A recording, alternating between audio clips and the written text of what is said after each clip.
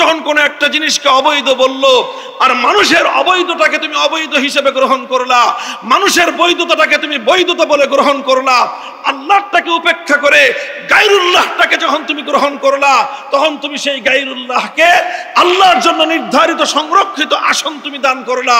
আর এটাই হলো সেই গায়রুল্লাহকে পূজা করা আর ইবাদত করার নামান্তর। আল্লাহর কোরআন বলেছে, ওয়ামাই ইউমিন বিল্লাহি ওয়া ইয়াকফুর বিত-তাগুতি ফাকাদ ইসতামসাকা বিল উরওয়াতিল উসকা। আল্লাহর উপর ঈমান আনতে হবে, তাগুতকে অস্বীকার করতে হবে, তাহলেই তুমি মুক্তিপ্রাপ্ত হবে। আর যদি তুমি আল্লাহর উপরেও ঈমান আনো, তাগুতকেও তুমি বিশ্বাস করো, তাহলে তুমি হলো ভণ্ড ঈমানদার। কারণ তাগুতের ঈমান আর আল্লাহর ঈমান কোশ্চিনকালেও একত্রিত হতে পারে না। রাতের অন্ধকার আর দিনের আলো যেমন একত্রিত হতে পারে না, ঠিক তেমনি ভাবে আল্লাহর উপর ঈমান এবং তাগুতের উপর বিশ্বাস একত্রিত হতে পারে না। যাদের তাগুতের উপর বিশ্বাস রয়েছে তার আল্লাহর উপর ঈমান অগ্রহণযোগ্য, যাদের আল্লাহর উপর ঈমান রয়েছে তারা তাগুতকে কোশ্চিনকালেও স্বীকার করতে পারে না। মুহতারাম হাজিরিন, বিষয়টাকে আমি আল্লাহর পয়গম্বরের একটি হাদিসের দ্বারা উদ্ধৃত করছি। একটি হাদিসের সকল কিতাবের মধ্যেই শাব্দিক ভিন্নতা সহ বর্ণিত রয়েছে। বুখারী, মুসলিম সহ তিরমিজি আর আবু দাউদের মধ্যে ব্যাপক বিস্তৃতভাবে আলোচিত হাদিসটি উল্লেখ রয়েছে। একজন সাহাবী, নাম হলো তার আদি ইবনে হাতেম। আমরা সকলে একটা নামের সঙ্গে খুব পরিচিত, নামটা হলো হাতেম তাই। নাম শুনেছেন হাতেম তাই? খুব বখিল মানুষ ছিলেন। তাহলে পৃথিবীতে দানবীর হিসেবে, দানশীল হিসেবে তিনি একটা উপমা সদৃশ নাম। মানুষ বলে কাউকে অতিমাত্রায় যদি কেউ দানশীলতা করে তাহলে তাকে বলা হয় তিনি যুগের হাতেম তাই। ঠিক আছে কথা? হাতেম তাই তিনি কবিলায়ে তাই গোত্রের একজন মানুষ ছিলেন। আল্লাহর রাসূল সাল্লাল্লাহু আলাইহি ওয়াসাল্লামের একটু আগের মানুষ, কাজেই তিনি নবীজিকে পান নাই এবং নবীর উপর ঈমান আনার সৌভাগ্য এবং সুযোগও তার হয় নাই। তবে তার ছেলের নাম ছিল আদি ইবনে হাতেম।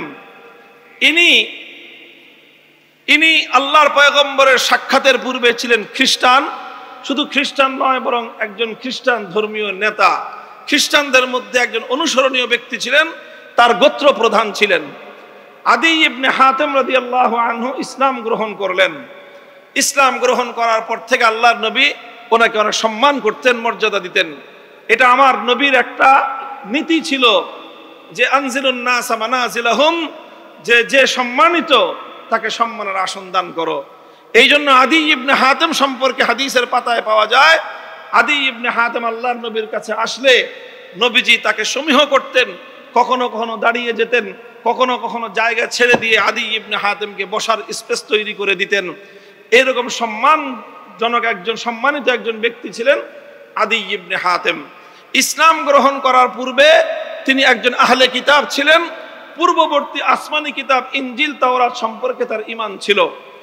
সেই আদি ইবনে হাতেম রাদিয়াল্লাহু আনহু একবার নবী করিম সাল্লাল্লাহু আলাইহি ওয়াসাল্লামের নিকট এসে সূরা বারাতের একটি আয়াত সম্পর্কে প্রশ্ন উত্থাপন করলেন। ইয়া রাসূলুল্লাহ, কোরআনে পাকের সূরাতুল বারাতের মধ্যে আমাদের ইহুদি এবং খ্রিস্টানদের সম্পর্কে একটা অভিযোগ করা হয়েছে। আমি একজন খ্রিস্টান ছিলাম, সাধারণ খ্রিস্টান নয়, বরং একজন জ্ঞানী শিক্ষিত খ্রিস্টান ছিলাম। সুতরাং খ্রিস্টান ধর্মের আদ্যপান্ত সবই আমার জানা আছে। আমার জানা মতে খ্রিস্টানদের মধ্যে যেই দোষটা নাই, এমন একটা দোষ আল্লাহ পাক কোরআনে পাকের মধ্যে খ্রিস্টানদের এবং ইহুদিদের দোষ বলে অভিযুক্ত করেছেন। বিষয়টা আমার বুঝে আসতেছে না, এই জন্য আমি আপনার কাছে এটার ব্যাখ্যা জানতে চাই। প্রশ্নটা বুঝতে পারলেন? আল্লাহ রাসূল সাল্লাল্লাহু আলাইহি ওয়াসাল্লাম জানতে চাইলেন কোন অভিযোগ। সূরাতুল বারাতের আয়াত তেলাওয়াত করলেন আদি ইবনে হাতেম রাদিয়াল্লাহু আনহু। আল্লাহর কোরআন সূরাতুল বারাতের মধ্যে বলেছে, ইত্তাখাযু আহবারাহুম ওয়া রুহবানাহুম আরবাবাম মিন দুনিল্লাহ। ইত্তাখাযু আহবারাহুম ওয়া রুহবানাহুম আরবাবাম মিন দুনিল্লাহ। আল্লাহ বলছেন অভিযোগের সুরে যে ইহুদি এবং খ্রিস্টানদের লোকেরা তারা তাদের মধ্যকার দুই শ্রেণীর মানুষকে আল্লাহর জায়গায় আল্লাহকে বাদ দিয়ে, যেখানে এক আল্লাহকে রব বলে ঘোষণা করার কথা, এক আল্লাহ আল্লাহকে রব বলে মানার কথা, তারা সেখানে এক আল্লাহকে বাদ দিয়ে তারা তাদের মধ্যকার দুই শ্রেণীর মানুষকে রব হিসেবে গ্রহণ করে নিয়েছে। প্রথম শ্রেণীর মানুষ হলো আহবারহুম। আহবার এটা হিব্রুনের বহুবচন। হিব্রুন বলা হয় দক্ষ জ্ঞানী ব্যক্তিকে। যেমন আমরা আল্লামা শব্দ ব্যবহার করে থাকি, আল্লামার অর্থে হিব্রুন শব্দ ব্যবহার হয়। অর্থাৎ আল্লাহর কোরআন বলল ইহুদি খ্রিস্টানরা তাদের মধ্যকার যারা জ্ঞানী শিক্ষিত মানুষ রয়েছে, ওয়ারুহবানাহুম, এবং তাদের মধ্যে যারা পাদ্রী রয়েছে, শিক্ষিত জ্ঞানী আর পাদ্রী শ্রেণীর মানুষদেরকে তারা আল্লাহর পরিবর্তে রব বানিয়ে নিয়েছে। অভিযোগটা বুঝলেন? বলেন, বুঝা গেল? লক্ষ্য করেন এদিকে, অন্যদিকে তাকাবেন না। ইহুদি খ্রিস্টানরা কাদেরকে রব বলেছে? বলেন কাদেরকে? ইহুদি এবং খ্রিস্টানদের মধ্যে যারা জ্ঞানী ছিল, শিক্ষিত ছিল তাদেরকে। আর কাদেরকে? তাদের মধ্যে যারা পাদ্রী ছিল তাদেরকে। বলেন তো প্রথম কাদেরকে? জ্ঞানীদেরকে, শিক্ষিতদেরকে। আর দুই নম্বর হলো কাদেরকে? পাদ্রীদেরকে। এই দুই শ্রেণীর মানুষকে তারা রব বানিয়ে নিয়েছে। কার জায়গায়? আল্লাহর জায়গায়। এটা হলো আল্লাহর কোরআনের অভিযোগ ইহুদি এবং খ্রিস্টানদের সম্পর্কে। হযরত আদী ইবনে হাতেম বললেন, ইয়া রাসূলুল্লাহ, আমি তো খ্রিস্টান ছিলাম, খ্রিস্টানরা কাকে রব মানে আর কাকে রব মানে না এটা আমার ভালো করে জানা আছে। আমরা তো কোনোদিন আমাদের কোনো জ্ঞানী ব্যক্তিকে অথবা আমরা আমাদের মধ্যকার কোনো পাদ্রীকে তো কোনোদিন ইবাদত করি নাই, পূজা করি নাই, তাহলে আমরা তাদেরকে রব বানালাম কোথায়? বুঝতে পারছেন প্রশ্নটা? এটা হলো আদী ইবনে হাতেমের প্রশ্ন, যে আমরা তো কোনোদিন আমাদের কোনো জ্ঞানী ব্যক্তিকে সেজদা করি নাই, আমাদের কোনো জ্ঞানী ব্যক্তির ইবাদত আমরা করি নাই, আমরা তো কোনোদিন আমাদের কোনো পাদ্রীকে সেজদা করি নাই, আমাদের কোনো পাদ্রীর তো আমরা ইবাদত করি না। কাজেই আমাদের সম্পর্কে আল্লাহ পাক এই অভিযোগ কেন করলেন যে আমরা আমাদের জ্ঞানী আর শিক্ষিত এবং পাদ্রী শ্রেণীকে আমরা রব বানিয়ে নিয়েছি? এই কথা আল্লাহ কেন বললেন? তখন রাসূল সাল্লাল্লাহু আলাইহি ওয়াসাল্লাম পাল্টা প্রশ্ন করলেন, এবং নবীর সেই প্রশ্নটা বিভিন্ন হাদিসে শব্দের পার্থক্যে ঠিক অনেকটা এভাবে এসেছে। আল্লাহর নবী বললেন পাল্টা প্রশ্নে, আলাস্তুম হাররামতুম মা হাররামুহু ওয়া আহলালতুম মা আহাল্লুহু। হে আদী, একটা কথা তুমি চিন্তা করে জবাব দাও, তোমাদের মধ্যে এমন কোন রীতিনীতি ছিল কিনা যে তোমাদের জ্ঞানী সম্প্রদায় আর পাদ্রী সম্প্রদায় তারা যখন কোনো একটা জিনিসকে বৈধ বলে দিত, অথচ সেই জিনিসটাকে আসমানি কিতাবের মধ্যে অবৈধ বলা হয়েছে, আসমানি কিতাবের অবৈধ জিনিসকে তোমাদের শিক্ষিত আর পাদ্রীরা যখন বৈধ বলে দিত, তখন থেকে তোমরা সেটাকে বৈধ বলে গ্রহণ করে নিতে। আবার আসমানি কিতাবের মধ্যে কোনো একটা জিনিস বৈধ রয়েছে, সেই জিনিসটাকে তোমাদের শিক্ষিত এবং পাদ্রী শ্রেণীর লোকেরা অবৈধ বলে দিলে তোমরাও সেটাকে অবৈধ বলে মেনে নিতে। এমন ব্যাপার তোমাদের মধ্যে ছিল কিনা? এবার আদী ইবনে হাতেম বলেন, ইয়া রাসূলুল্লাহ, এটা তো ছিল। আমাদের অনেক শরীয়তের বিধান, আমাদের অনেক আইন যেটা আল্লাহ দিয়েছেন, সেই আইনগুলো যুগে যুগে আমাদের এই আহবার এবং রুহবান, আমাদের এই শিক্ষিত সুশীল আর এই পাদ্রী শ্রেণী, তারা আমাদের এই সকল অনেক আসমানি কিতাবের অনেক বিধানকে তারা পরিবর্তন করে দিয়েছে। আল্লাহ যেটাকে হালাল করেছিলেন তারা পরবর্তীতে এটাকে হারাম করে দিয়েছে, আল্লাহ যেটাকে হারাম করেছিলেন তারা পরবর্তীতে এটাকে হালাল করে দিয়েছে। আর এইভাবে আল্লাহর কিতাবের মধ্যে, আল্লাহর শরীয়তের মধ্যে নানা রকম অ্যামেন্ডমেন্ট এনেছে, নানা রকম সংশোধনী এনে তারা ইহুদি এবং খ্রিস্টানদের জন্য নানা জিনিস বৈধ আর অবৈধ করে সিদ্ধান্ত দিয়েছে। এবং এই সকল শিক্ষিত আর পাদ্রী শ্রেণীর দানকৃত বৈধতা এবং অবৈধতাকে ইহুদি এবং খ্রিস্টান জাতি মেনে নিয়েছে। আল্লাহর নবী তখন এই প্রশ্নের জবাব উদ্ধার করে বললেন, ফাযালিকা অথবা ফাতিলকা ইবাদাতুহুম।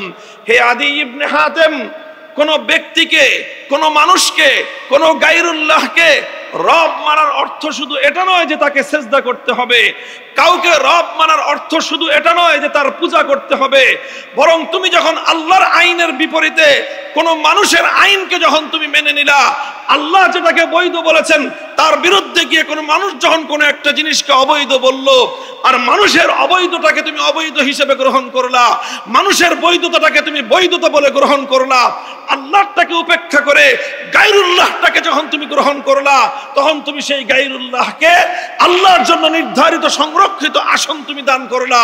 আর এটাই হলো সেই গায়রুল্লাহকে পূজা করা আর ইবাদত করার নামান্তর। এই হাদিস দ্বারা স্পষ্ট বোঝা যায়, এই হাদিস দ্বারা স্পষ্ট বোঝা যায় যে তাগুত দুই শ্রেণীর হয় মানব সমাজের মধ্যে। এক শ্রেণীর তাগুত হয় মানুষ যাদেরকে ইবাদত করে পূজা করে তারা হলো তাগুত, যেরকম লাত মানাত উজ্জা হুবাল ছিল সে যুগের তাগুত। আর এ যুগের তাগুত হলো দুর্গা, সরস্বতী, কালী ইত্যাদি যেই সকল মূর্তি আর দেবতাগুলোকে তারা পূজা করে, এগুলো হলো তাগুত। ঠিক তদ্রূপ এগুলো যেরকম তাগুত, ও তদ্রূপ ইহুদি এবং খ্রিস্টানরা আল্লাহর জায়গায় যাদের আইন মেনে নিত তারা ওই যুগের তাগুত ছিল। আর এই যুগের মুসলমান সম্প্রদায় তাদের মধ্যে যারা আল্লাহর আইনের বিরুদ্ধে আইন তৈরি করার পর সে আইন যেই সকল মুসলমানরা মেনে নেয়, যেই সকল আইনগুলোকে মানুষ মেনে নেয়, মানুষ যারা আল্লাহর বিরুদ্ধে আইন তৈরি করে তারাও হলো এক একটা আস্থার দেবতা এবং তাগুত। কাজেই হে ঈমানদার, যদি তোমাকে ঈমানের উপর অবিচল থাকতে হয়, তোমাকে যদি ঈমান আল্লাহর নিকট গ্রহণযোগ্য করতে হয়, শুধু আল্লাহর ইবাদত করলেই তুমি শুধুমাত্র একত্ববাদী হতে পারো না। একত্ববাদী হওয়ার জন্য ইবাদত যেরকম একমাত্র আল্লাহর জন্য করতে হবে, একত্ববাদী হওয়ার জন্য ঠিক তদ্রূপ আইন তৈরি করার চূড়ান্ত ক্ষমতা একমাত্র আল্লাহর, এ কথা তোমাকে বিশ্বাস করতে হবে। একটা হলো তাওহীদ ফিল উলুহিyyah, তাওহীদ ফিল ইবাদাহ। একটা হলো ইবাদতের ক্ষেত্রে একত্ববাদ, আরেকটা হলো তাওহীদ ফিল হাকিমিyyah, আইন তৈরি করবার ক্ষেত্রেও একত্ববাদ। আল্লাহর একত্ববাদ শুধুমাত্র ইবাদতের ক্ষেত্রে মানলেই ঈমানদার হওয়া যায় না। ইবাদতের ক্ষেত্রে যেরকম আল্লাহর একত্ববাদকে বিশ্বাস করতে হয়, ঠিক তদ্রূপ আইন তৈরি করবার সার্বভৌম ক্ষমতার ক্ষেত্রেও আল্লাহ রাব্বুল আলামিনের তাওহীদ ফিল হাকিমিyyahকে মানতে হবে। যারা তাওহীদ ফিল হাকিমিyyahকে মানে না তারা ওই রকম মুশরিক যারা সরস্বতীর পূজা করে, দুর্গার পূজা করলে একজন মানুষ যেই রকম মুশরিক হয়, আল্লাহর আইনের বিরুদ্ধে মানব রচিত কোনো আইন মেনে নিলে একজন মানুষ তার সমান মুশরিক হয়। সমাজে মুসলমান নামধারী গিজগিজ করতেছে মুশরিক, মসজিদের মধ্যে নামাজের জন্য যারা কাতার হয়ে দাঁড়ায় গিজগিজ করতেছে মুশরিক, হজ করে আসতেছে প্রতিবার ডবল হাজি, ট্রিপল হাজি, চৌবল হাজি, প্রতি বছর হজ করে, প্রতি বছর উমরা করে, অথচ এই সকল হাজি আর গাজীদের মধ্যে গিজগিজ করতেছে মুশরিক।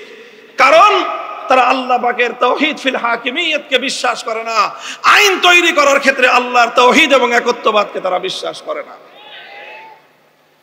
মুহতারাম হাজিরিন, এই তাওহীদ ফিল হাকিমিyyahকে আজ আমাদেরকে বুঝতে হবে, ভালো করে মানতে হবে এবং জাতির মধ্যে এই দাওয়াত এবং এই মিশন বাস্তবায়ন করতে হবে।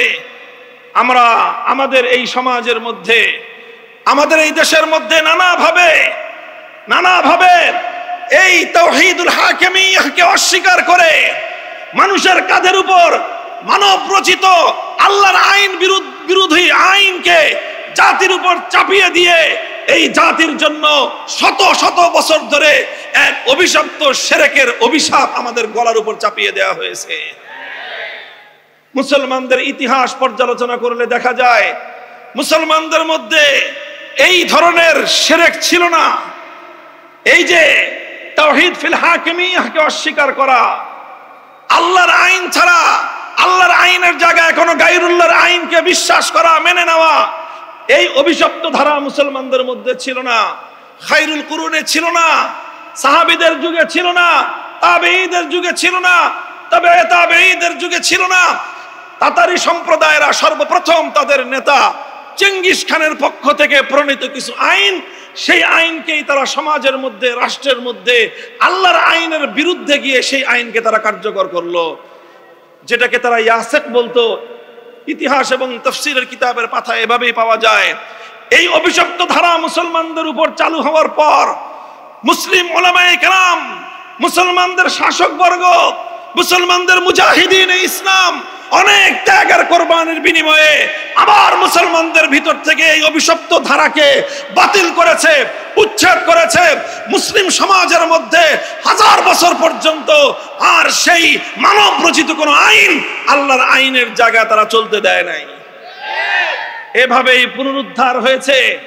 তাতারিরা মুসলমান হয়ে গিয়েছে, অধিকাংশ তাতারি মুসলমান হয়ে তারা মানব রচিত সেই আইনের অভিশপ্ত ধারা থেকে ফিরে এসে আল্লাহর আইনের দ্বারাই তারা নিজেদের জীবনকে পরিচালিত করেছে। এভাবে চলতে চলতে মুসলিম সমাজের মধ্যে এটাই ছিল প্রধান ধারা।